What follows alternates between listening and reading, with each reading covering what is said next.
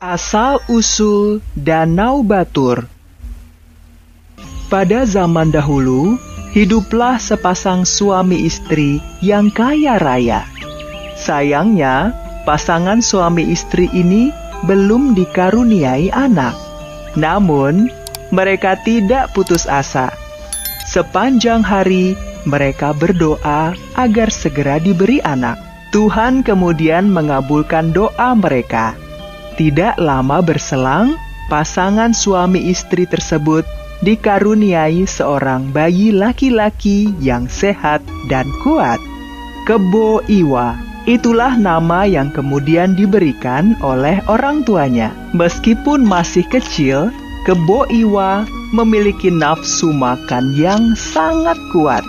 Sekali makan, Kebo Iwa bisa menghabiskan jatah makan untuk 10 orang.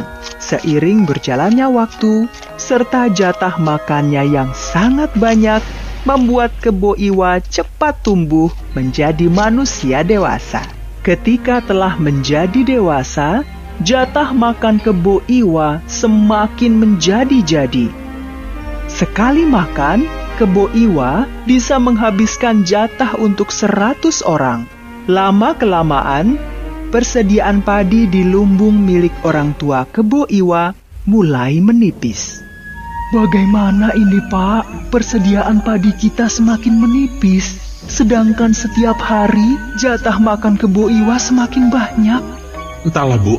Apalagi sekarang ini desa kita sedang dilanda kekeringan. Kebo Iwa sendiri adalah seorang yang mudah marah, terutama jika jatah makannya tidak mencukupi. Jika sudah marah, Kebo Iwa akan marah dan merusak apa saja yang ditemuinya, bahkan rumah-rumah penduduk. Para penduduk desa sangat ketakutan terhadap Kebo Iwa, apalagi ketika dia sedang marah karena jatah makannya kurang. Meskipun suka marah-marah karena jatah makannya kurang, Kebo Iwa sebenarnya juga bisa berbuat baik, membantu warga desa kampungnya.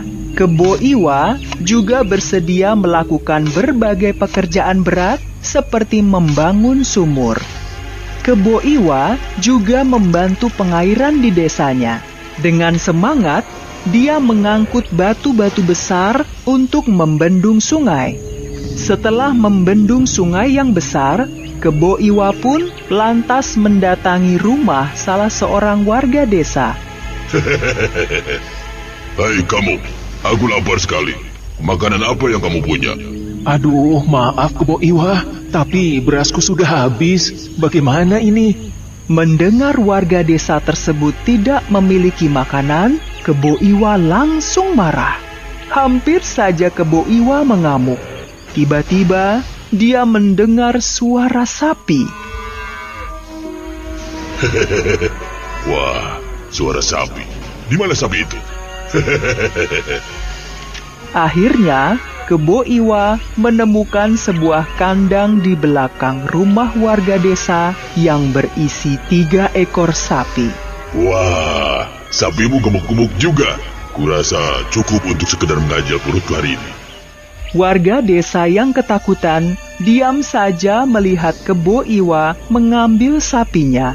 3 ekor sapi itu pun tidak lama kemudian sudah berpindah ke perut Kebo Iwa. Nah, kalau perutku kenyang kan semuanya jadi beres. Meskipun Kebo Iwa juga suka membantu para warga desa, kebiasaannya yang suka marah-marah ketika lapar pun akhirnya mendatangkan ketakutan para penduduk. Sehingga suatu hari, kepala desa membicarakan masalah ini dengan beberapa warganya. Kepala desa, meskipun Kebo Iwa suka membantu, tetapi sikapnya yang suka marah ketika tidak diberi makanan sangat membuat kami takut.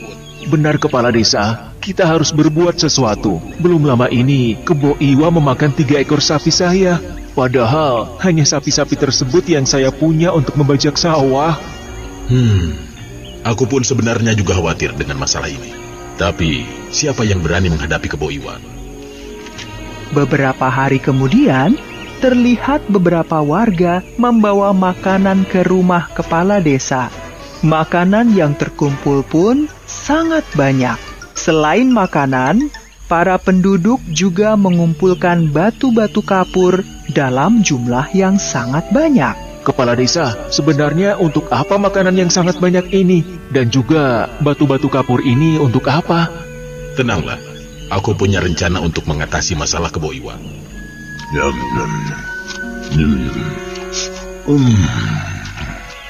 Waduh, aku masih lapar nih.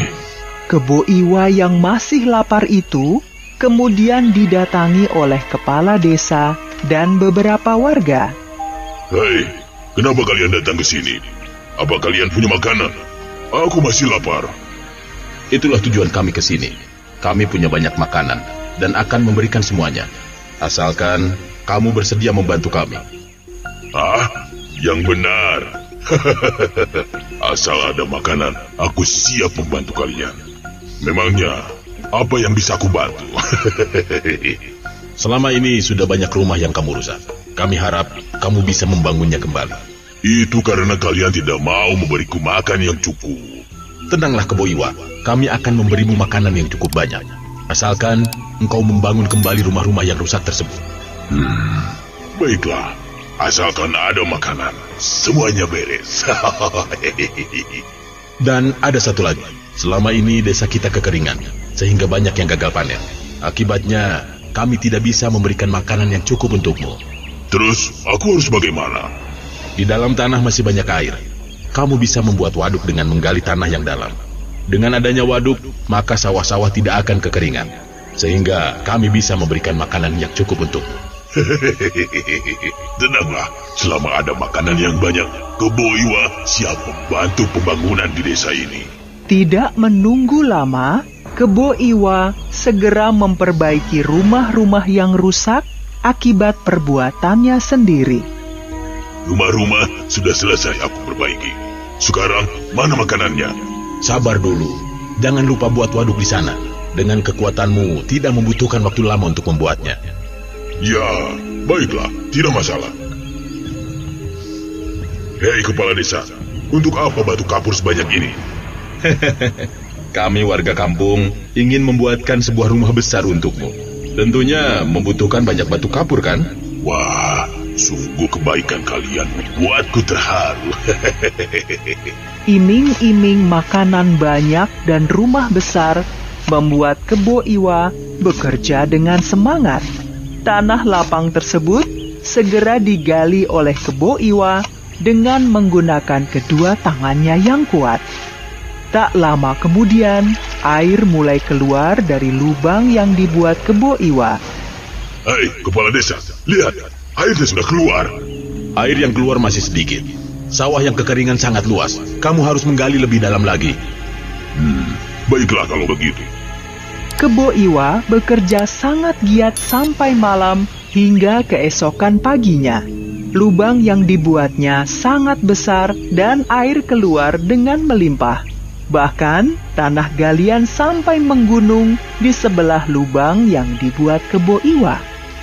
Sementara itu, para warga desa mendatangi Kebo Iwa sambil membawa makanan yang sangat banyak. Hai Kebo Iwa, istirahatlah dulu. Ini makanan yang kami janjikan untukmu.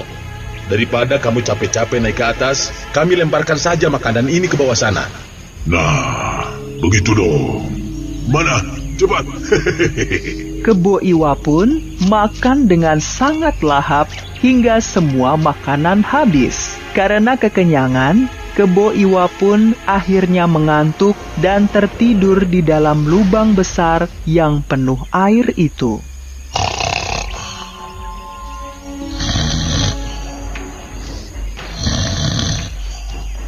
Kebo Iwa yang tidur sangat nyenyak itu tidak menyadari bahwa tubuhnya perlahan-lahan tenggelam ke dalam air. Cepat, lemparkan batu kapur itu ke dalam lubang semuanya. Jangan ada yang tersisa. Kepala desa dan warga desa bahu-membahu melemparkan batu kapur ke dalam lubang tempat Kebo Iwa tertidur.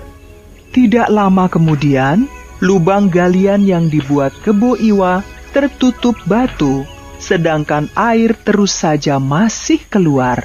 Lantas, bagaimana nasib Kebo Iwa? Kebo Iwa pun terbangun dan menyadari dirinya tenggelam. Dia berusaha bangun dan keluar dari lubang. Namun terlambat. Batu-batu kapur yang sangat besar dan banyak telah menimpanya. Tidak lama kemudian, Kebo Iwa pun mati tenggelam di dalam lubang yang digalinya sendiri. Lubang yang dibuat Kebo Iwa terus-menerus mengeluarkan air yang sangat banyak. Akibatnya, lubang tersebut perlahan-lahan berubah menjadi danau. Sedangkan galian tanah yang menumpuk tinggi berubah menjadi sebuah gunung di pinggir danau tersebut. Di kemudian hari, danau tersebut dikenal dengan nama Danau Batur. Sedangkan gundukan tanah yang berubah menjadi gunung tersebut dikenal dengan nama Gunung Batur.